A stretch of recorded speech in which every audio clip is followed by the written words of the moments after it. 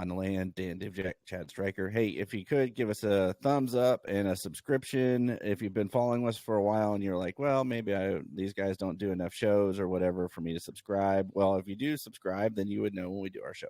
So we would appreciate it. We're still trying to get to that 500 mark. I check every day just to see how close we are because I want to be part of those recommended videos so badly. I want to see them come up at the top, when I get on YouTube. And so that would be great. But we thank everybody who has followed us and has, if you could give us the thumbs up, if nothing else. But Dan, what's up, man? How you doing? I'm good, brother. I need to do a disclaimer right off the bat. I'm wearing blue, but it's my USA hockey shirt. Whenever it's a patriotic theme, blue is okay. So don't come at me. For wearing blue. This is Old Glory blue. Old Glory blue. Yeah. Well, totally acceptable. Victory Tuesday, Dan. I don't know about you, but I was never in doubt on Saturday. But even though it was 7-0 at halftime, if we don't turn that ball over twice in the first half, it's 21-0 at a minimum. So were you nervous, concerned, anything on Saturday? Just like George Washington, I cannot tell a lie. Yeah. I wish I could say that about either one of our political candidates right now, but I digress. I'll be honest, man. I was a little frustrated in the first half. I felt like it was very conservative, and you know what phrase that I hate the most? And it was creeping into my head, that whole matchup game crap. And I was a little, but when I took time to step back and put my rational hat on, as our good friend Emily likes to claim that I'm rational, I'm going to run with it as long as somebody comes out of the woodwork and proves her otherwise. You look at the first half of the drive, you look at the first drive of the game, that was the first time that anybody has scored on Iowa on their first drive of the game in over 2 years. Yep. So, I mean, obviously, huge kudos. And then, we had 2 turnovers in the second quarter as we were marching down the field. I think the 7-0 score was more indicative of that. I mean, we had our first drive of the first quarter and scored our touchdown, and we didn't get the ball back for like 2 or 3 minutes into the second quarter again. Yeah. And then we had two drives, 2 turnovers. So, yeah, I remember the announcer saying, "Oh, we're halfway through the first quarter already," but Ohio State had held that ball basically that entire time.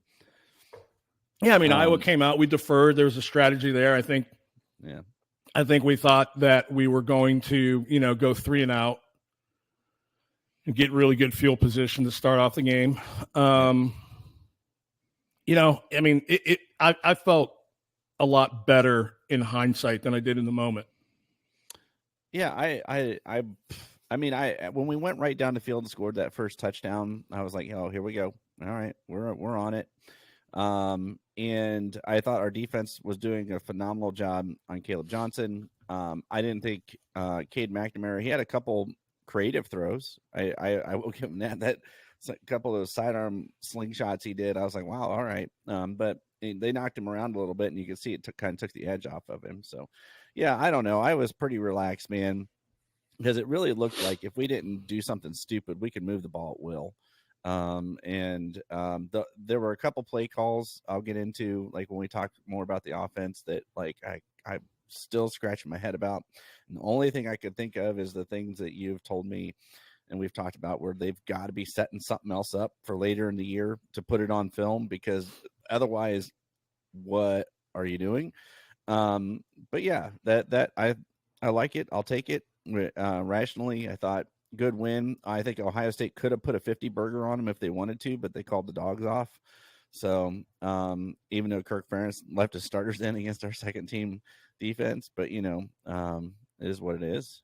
Yeah, second team defense or not, I was disappointed with the way those guys gave up that touchdown. I mean, it was too easy. And particularly on the touchdown run, I mean, you had Arvell, who looked like a true freshman, and then you had Jermaine, who just took a horrible angle. Like it was almost if they weren't interested in being in there. I don't want to say that about these kids, but I was a little disappointed as to how easy that happened, whether it was our twos versus ones or not, because we've talked ad nauseum at this point that our twos are, probably good enough to be a top 10, top 15 defense. Yeah, it was. I think they just, I don't know. It was almost like the game was in hand and they weren't. They were just ready to get back to the locker room. Is kind of how I felt when I watched it. But that's a feeling. I don't think any players actually believe that. But all right. So Dan, I have some recruiting news I mentioned to you. So I had a good opportunity to ask Mark Givler a few questions. And Nice. So my very first question to him was about Adam Guthrie coming into town, because there's been a couple crystal balls for Guthrie. And I know there's been some frustration in just in our fan base in general about like, why haven't we offered him? What's going on? Well, here's a little nugget for you.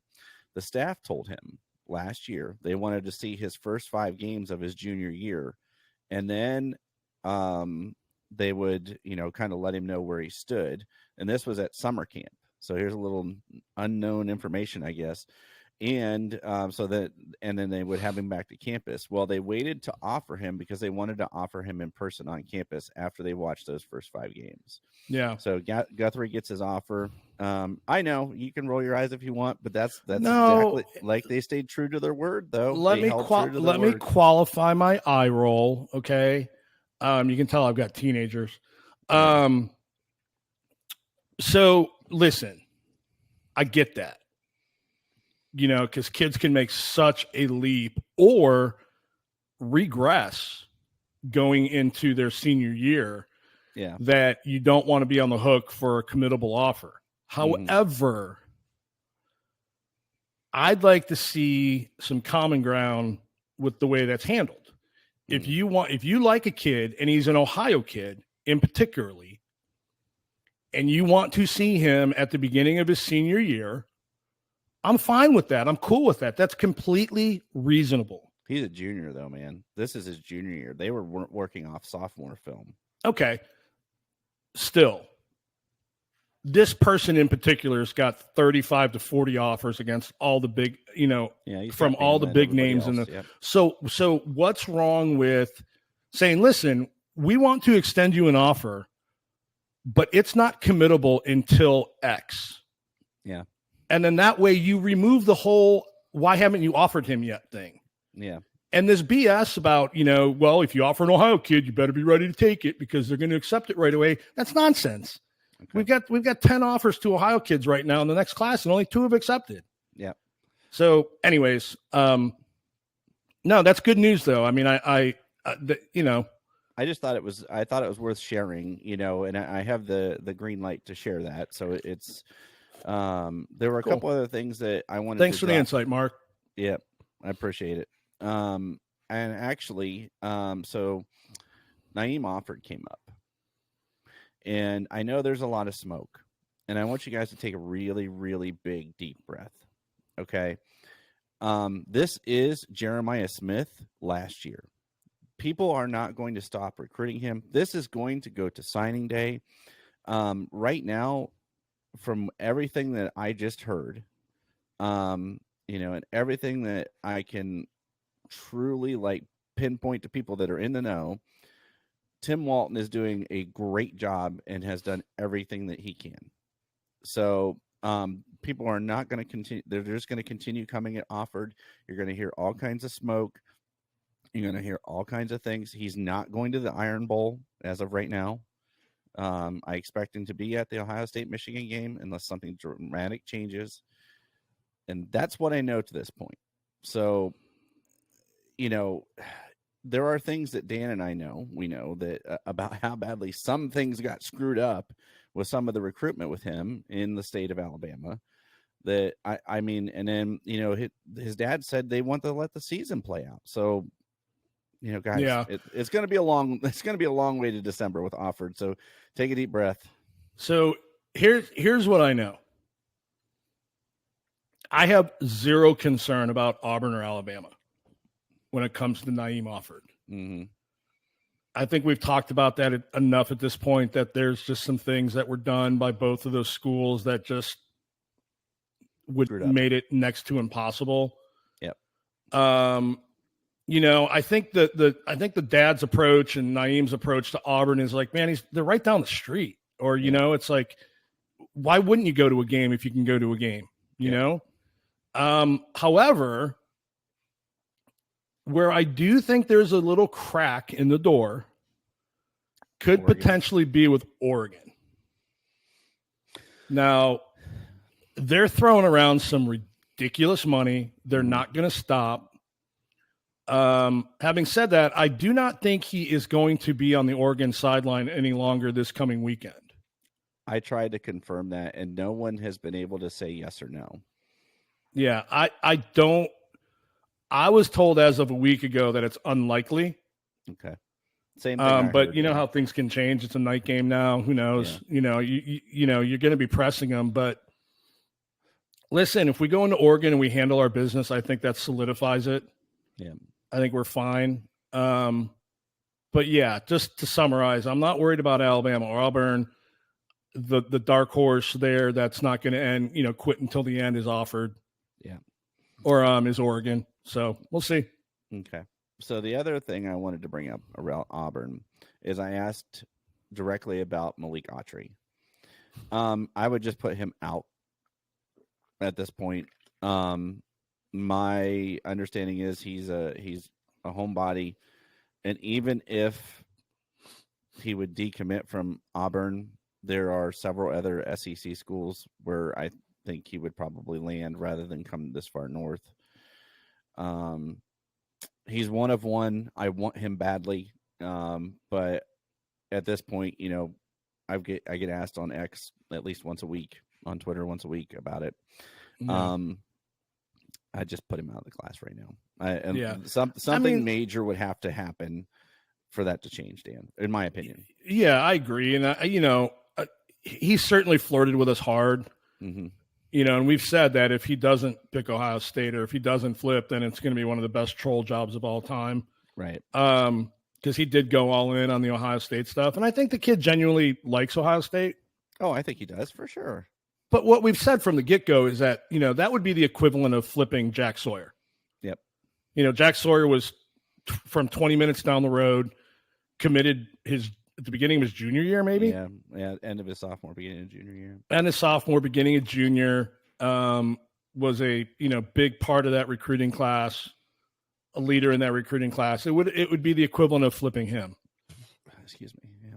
Yeah. Now if Auburn continues to crap the bed, who knows? But to your point, he's probably going to stay closer to home, even if that happens.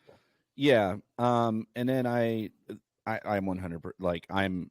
I'm not thinking about him at all. I've kind of shifted to Jakeem Stewart since he officially reclassified. Did you ask about him? I did not get a chance to ask about Jakeem Stewart, but I will. I will. I'll try. He has said that I think his last official visit is the game. Yeah, he'll be here right now as it stands. Yes, he'll be here for the game. He's announced the 5 games that his 5 finalists and the 5 games that he's going to. I think he's announced his finalists. If not, he's announced the 5 games he's going to. His 5 officials, and we are on there, and we are the last one. Yeah, a week before signing day. Yep, and then there was some conversation about Chris Henry. So I just want to set everybody's mind at ease. Yes, he has a knee injury. Yes, he'll be out for the remainder of this season. He'll be good to go by March or April. He'll be able to play his senior season. I do not think there will be any long-term issues.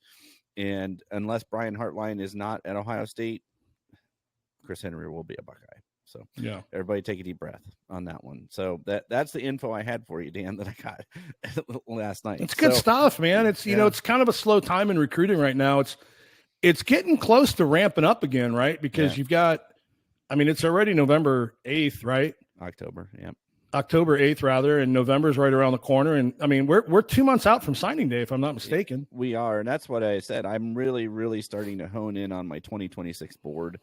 I'll probably break that out, right around the beginning of November as we kind of close out the 2025 class and kind of see where we are with the 2026 kids. And but yeah, realistically, we need to hold on to what we have. And I know they're working on a couple flips. But yeah, I thought it was worth just like kind of a recheck halfway through the season. Ohio State's undefeated. Some other teams lost, that laughably, I guess I shouldn't laugh, but anybody in particular? I don't know. It might. Well, let's start in the South, Dan. The mighty SEC conference. That's next up on our list, anyway. So, Dan, were you a Razorback fan on Saturday? You know what? I don't want to say I had a rooting interest in that, but I'll be honest, man. That's probably the one that surprised me the most, to be honest. Well, I mean, aside from the obvious, right? Yeah.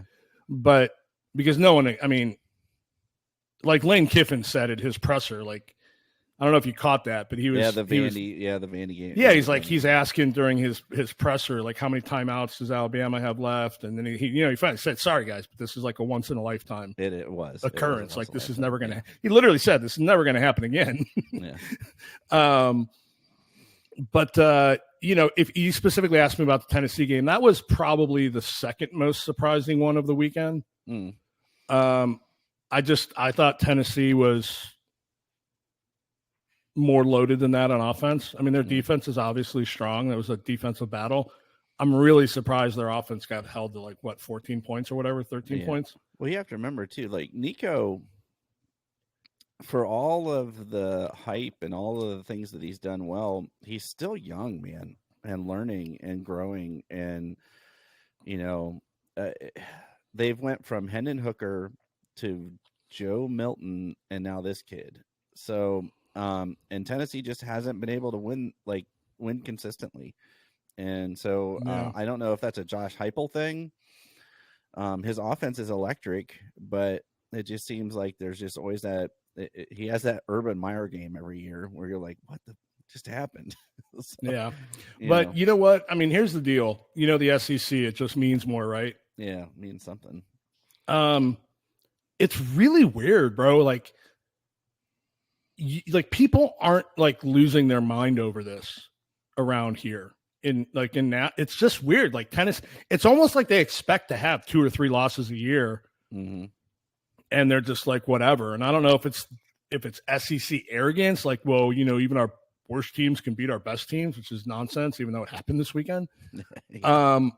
To be fair, I don't think Vandy's their worst team. No, Vandy, I'll tell you. I mean, Vandy started the season off by upsetting Virginia Tech. They took Missouri to overtime, and now they beat Bama. So Clark Lee's a good coach.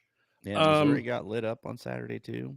But it's just weird. It's like if let's say that was Devin Brown, and he was the starter, and we lost a game like that to somebody we weren't supposed to lose to. He'd get run out of town. Yeah, Purdue. Mm-hmm. I mean, they want to run the kid out of town as a backup. Yeah. You don't hear that here. No. Regarding Tennessee and Nico and all that other kind of stuff. It's it's almost acceptable. Yep. Well, I mean, I really don't. I enjoyed the Vanderbilt win because that the quarterback for Vanderbilt, his name went right out of my head. I even wrote it down. And Diego Parva or Parva, yeah. Man, that kid had some go guts. Diego, go. Man, he played his heart out, dude. I was rooting for him at the end. If they don't win, fine, but man, he did everything he possibly could in that game.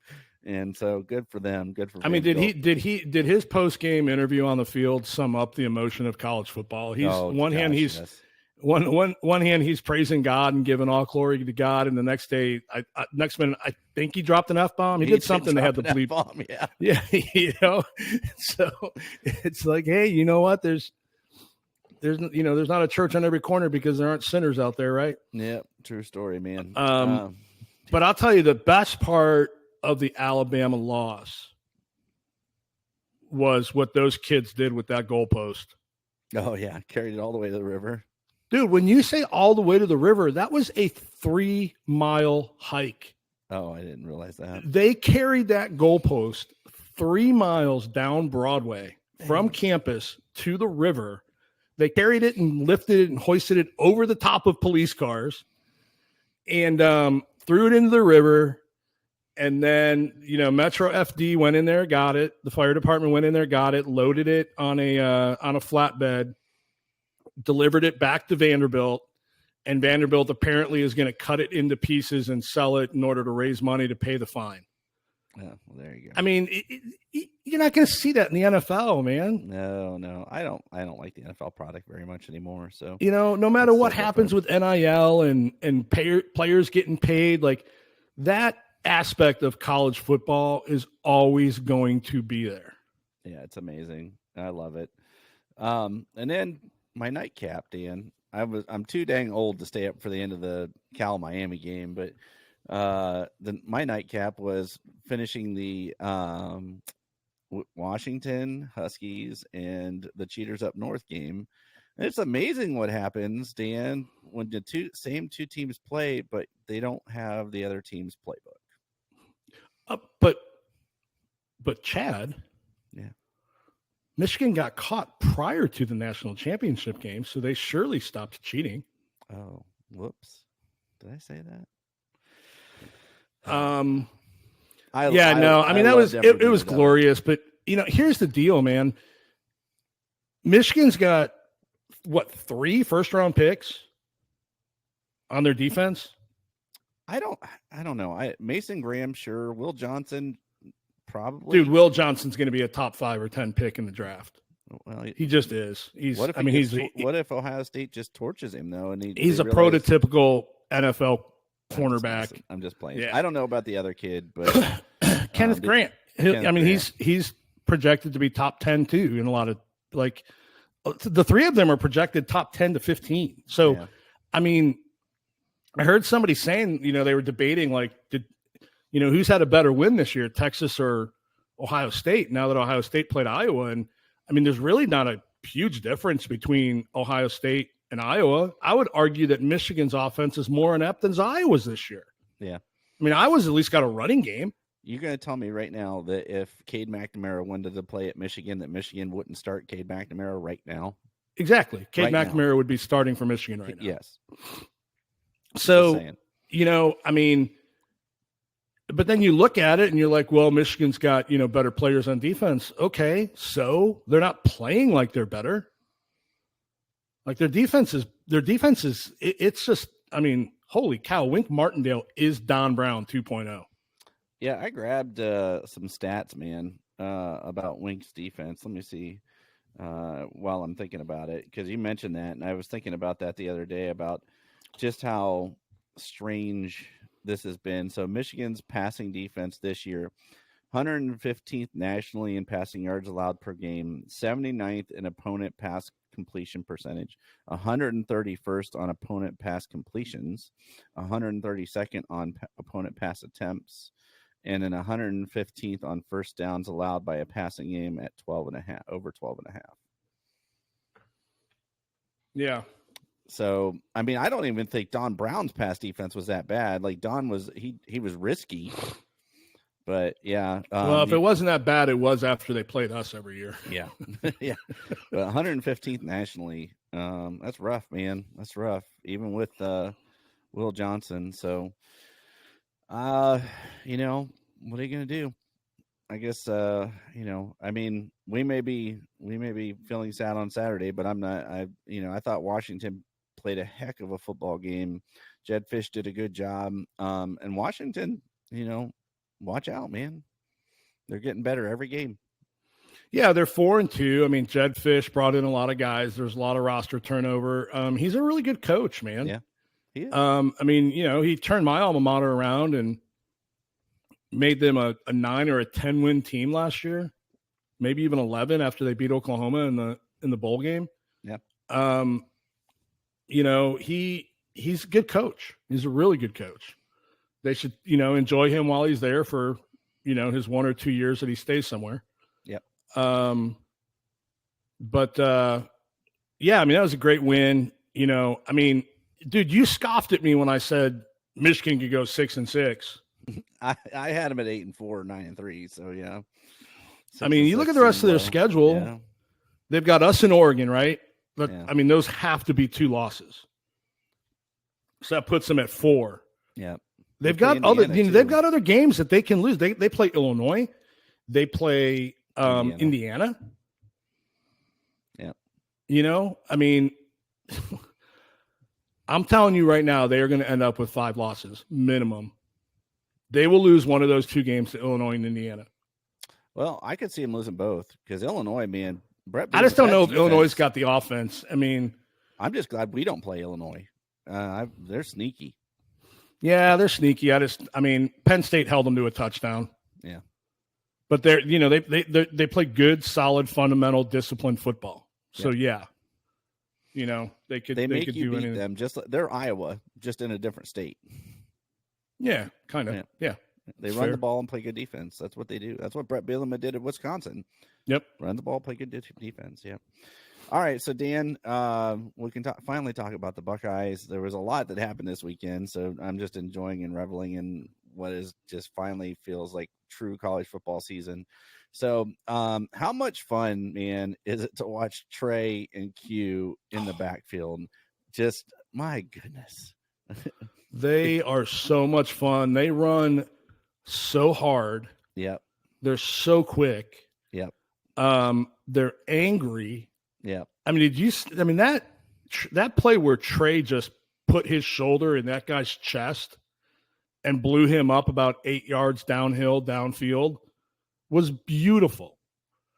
And it showed me what the mentality of this team is right now. They are a physical, violent football team. For sure. At every position. And let's make no mistake about it. Those 2 guys are having the success they're having, obviously, because the line, I think, is playing really, really well. Yep. But their success, their ability to get the extra yards downfield and pop these things and get to the second and third level is a direct result of our receivers blocking this year. Yeah. Every time you see a clip of them breaking a run, there are 2, if not 3 receivers, and let's be fair, including the tight ends at this point, that are blocking downfield at the second and third level. Zach Smith even gave a shout out to the wide receiver blocking. It's night and day over the last few years. So here, this is inside zone. I thought it was duo. It is not. This is true inside zone. So watch Donovan Jackson. So I'm still kind of curious what their tackle was doing here, but Donovan Jackson is going to turn his guy out. Tegra is going to turn his guy out. And look at Seth on the linebacker at the second level. Look at this hole, Dan. And then look at Fryer getting up to the second level on the linebacker right here. And then just what you talked about with the tight ends. I'm pretty sure that's Bennett Christian right there. But look at this. I mean, now Fryer is a little bit late here. I think he got caught up because he had a combo block there. Yeah, he had a combo block. So he's a step late. But if he can get in front of his guy, this is like there's nobody. This is 6 without a doubt. But look at this blocking. Look at Donnie's block. Look at Simmons' block. Look at Tegra. He's got his guy stood up. Seth's got his guy stood up. And Bennett has his guy stood up. I mean, look at that. Like that's inside zone. Like you teach that. That's what you hope every time it happens, man. So great. And this is a great view too. Like this is perfect. So I love it. I love it. Yeah, no, so, I mean the offensive line is playing really, really well. Yeah. I'm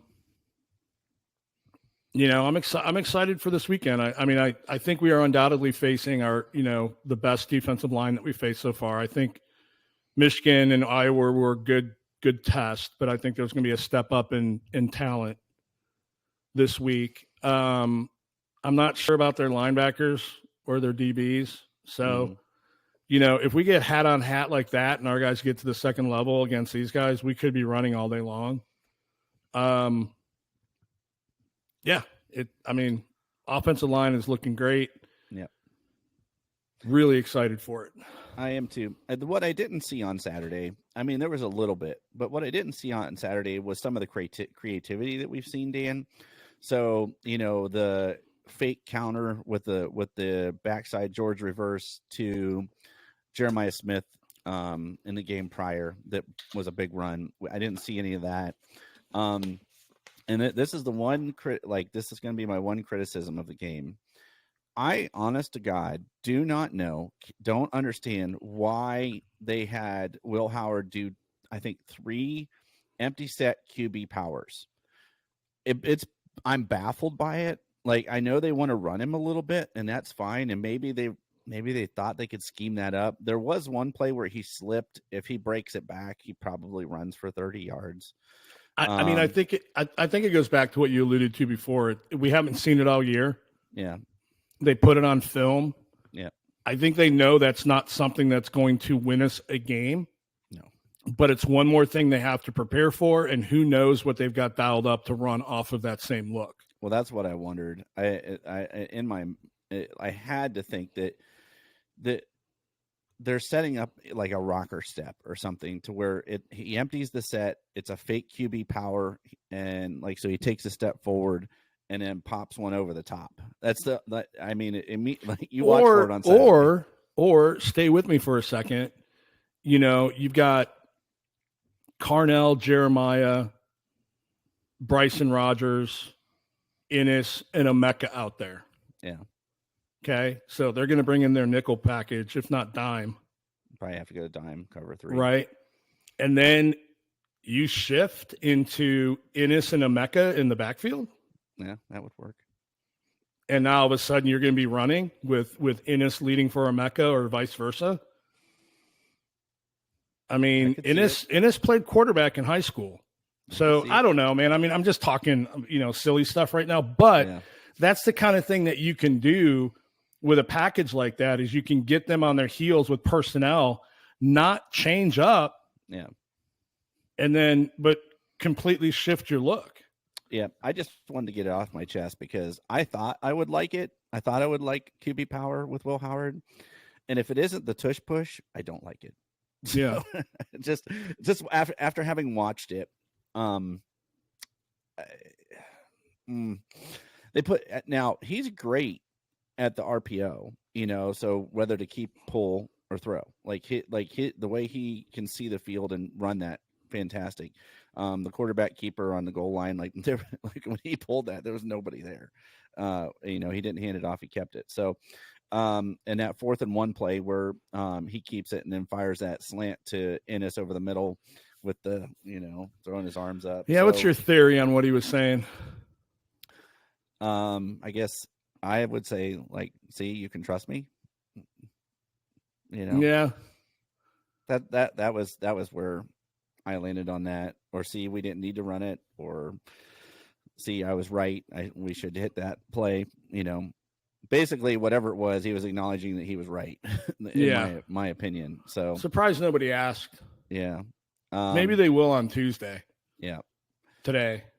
And I will say too, I saw where Seth McLaughlin was rated the highest offensive lineman this week by Pro Football Focus of any lineman. He's so good. Yeah. So thank you, Alabama. I mean, these people like that were saying he was a throwaway and this and that. Like, people don't. Here's a reminder. Seth McLaughlin left Alabama prior to Nick Saban announcing his retirement. Yep. Okay. He was not a casualty of Nick Saban leaving. Nick Saban tried to get him to stay. Mm-hmm. And he left. Yep. The guy started 26 games at Alabama. Any talk of him being a throwaway in the transfer portal was complete and utter nonsense. Yeah. I'm so thankful for Seth. He's been the glue. But I'll tell you what, man, the amount of starts. So if you think about it, Josh Simmons now has 29 starts. So a year at San Diego State, and then all of last year, maybe he's at 30 now, and then this year, and then you have Donnie, who's started over almost 40 games. You have Seth, and then you have Josh Fryer at right tackle, who's had a full year starting under his belt.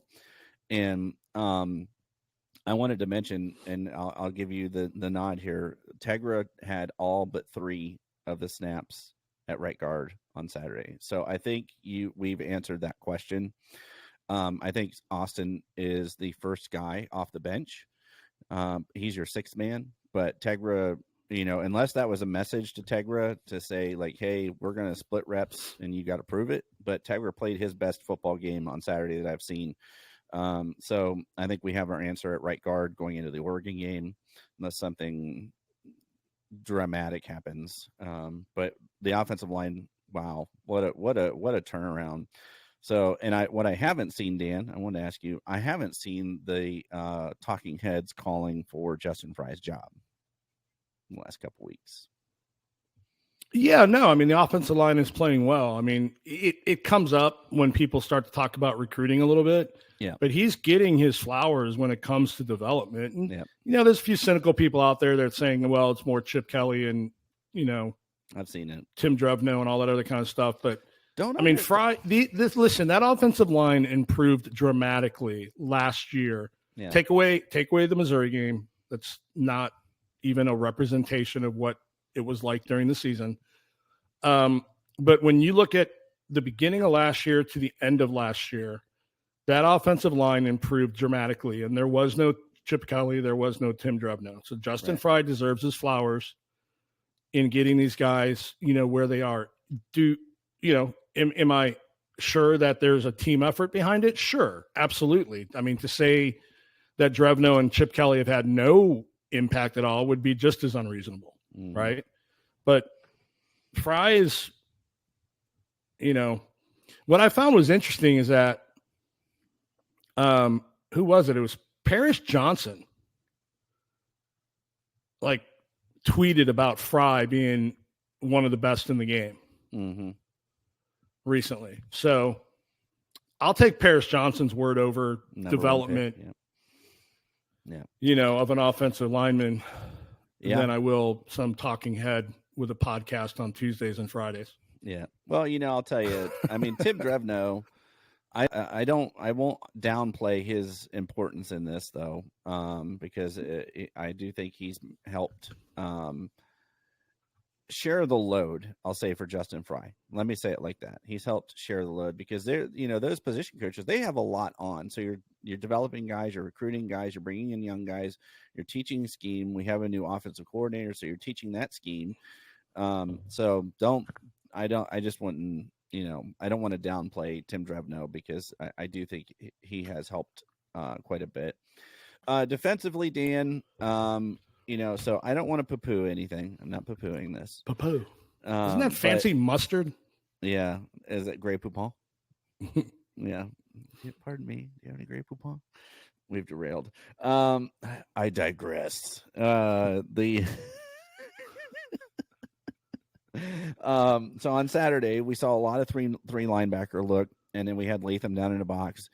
Great game by the defense all around. They held Caleb Johnson completely in check. It was one of those things where Johnson can run through arm tackles. We knew that, and so they were Cade McNamara was not going to beat us. Those receivers, Big Benosin, bullied those receivers, those poor kids. But this game, I said going into it, I thought could be, Sonny Styles' coming out party because of the type of offense that Iowa runs. And so, yes, Sonny had a great game. But Dan, you and I talked off air. It's going to be different on Saturday. This isn't going to be, key on the running back. They run a true RPO, similar to Marshall. But great game by the defense all around. Yeah, fantastic game by the defense. To your point, a little bit of a different scheme than what we're going to see against Oregon. So let's talk about Sonny for a second. I mean, Sonny was, by all accounts, everybody thinks that he had his breakout game. I do recall some people in the chats that I'm in early in the game saying stuff about Sonny still being slow on his reads. But once they moved him closer to the line of scrimmage, and they started to do some run blitz with him, he switched gears. Yep. He by far had his best game at linebacker so far this season. The last half of the first half, so I guess that would mean the second quarter. And the second half, he was fantastic. He was just playing and going fast. Yep. I will be watching this week to see if he's flat-footed or not. If he's flat-footed or not with these RPOs and all that other kind of stuff. Because there were some plays in that game where, like they had a long completion where a guy ran a deep drag route and Sonny was, on him. I think it was the fumble, the Hancock. Yeah. Or no, that was against Michigan State. But regardless, I'm going to be watching closely to see how he plays in coverage. Yeah, McNamara did hit a deep crosser, 18, 20 yards down the field, and Sonny was shallow. But if you watch, Cody Simon is bailing too. Like as soon as it happens, he's bailing, but he was just late. And then I think Lathan Ransom was supposed to be in coverage, so it was an odd. It doesn't happen much, but yeah, I think that they were probably a little more shallow than they needed to be. Easy for me to say sitting on my couch watching, but watching a replay. And the other thing I would say is I watched the defensive line intently. You text during the game and asked me about rotation. Wasn't a lot of rotation early, but Tyleek makes that whole thing go, man, because they're double teaming Tyleek. And then I saw the difference with JT Tuimoloau and Jack Sawyer when they can't pull a guard to help on Jack or JT because they've got to worry about Tyleek. Because and that was the difference I saw in the defensive line. And I saw late too with Caden McDonald, get deep into the backfield as well. But Tyleek, you could see they missed him, the difference that he makes on that defensive line. And of the things I thought I would say this year, I did not think I'd come away saying, I think Tyleek Williams is our best defensive lineman, but he might be our best defensive lineman. Yeah. I mean, if he's not an All-American, I'll be surprised. I should have been one last year. Yeah. I mean, definitely a different look. I mean, the push that he gets, even on a pass rush play, to Austin Ward's credit, he's kind of been harping on it the last couple of days. Like, why is Tyleek coming off the field in the Rushman package? He's arguably our best pass rusher. I'll give him that. So he's just a difference maker. Yeah, he is. I like it. I thought he had a great game. Cornerbacks, like I mentioned, Igbenogson, he got lined up against that true freshman a couple times, and man, he just bullied that kid, that Vander Z or whatever his name was. And Denzel Burke just continues to do his job. Like, you don't hear anything. They don't throw at Denzel Burke. They just don't. And you don't, I think they're good. I think they're all going to get thrown at this weekend. Yeah. I do think that we are finally going to see a Caleb Downs interception this week. I think there's going to be a robber roll for him on some of this RPO stuff, and I wouldn't be surprised if he doesn't take one back to the house. But Caleb Downs, he does what he does, man. He had a couple big flashy plays. He is so good. He triggers so fast. People are saying, they're like, well, when's he going to do something? Man, you guys don't realize what Caleb Downs does and what he keeps the offense from doing. Someday, maybe next weekend, Ian, after the game, I'll do a mashup of some film, all 22 film, and just highlight Caleb Downs. Well, here's what you don't see is you don't see Caleb Downs on a busted assignment. Yeah. All right. And why is that? Well, they tend to stay away from him. Yep. Because if you haven't heard, he's pretty good at football. Yep. So that, they stay away from the guy. Yep. When it comes to downfield, the downfield passing attack. So, I mean, that says as much to me as if he's making a bunch of plays. Agreed. Special teams, Dan. I made some fun notes about our special teams. We didn't have any fumbled kickoffs. We didn't have any fumbled punts. No fair catches inside the 5-yard line. That's a shout out to you. We made all of our extra points.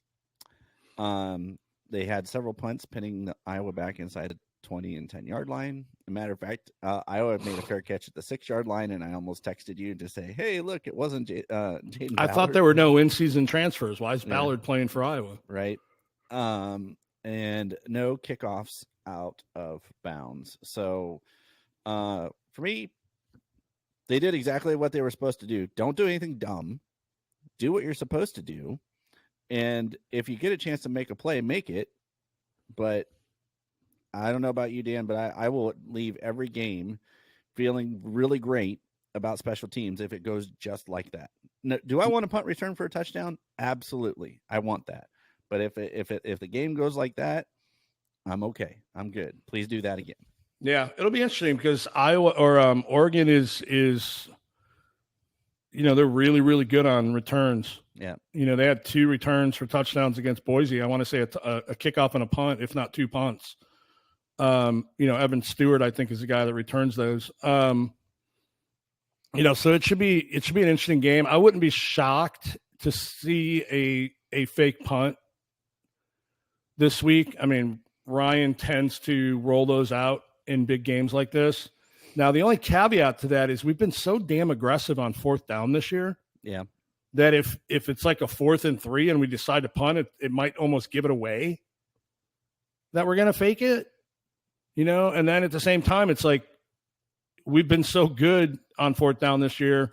Do we even need to fake it? Like do a fake punt, just line up and run a play. Yeah. Just like at that point, I would let my offensive players run the offensive play. So Joe McGuire, the only thing I would say about Joe McGuire is he doesn't rugby style kick. So like he's pretty, I mean, he can. He can and he has. I think it's just dependent on who we're playing. Yeah. So, but I think he's more of a traditional punter. So I haven't seen the kind of like rolling, there's nobody literally 30 yards in front of me, like the Rutgers game where he, the punter just takes off because there's nobody there and gets a first down. So, yeah.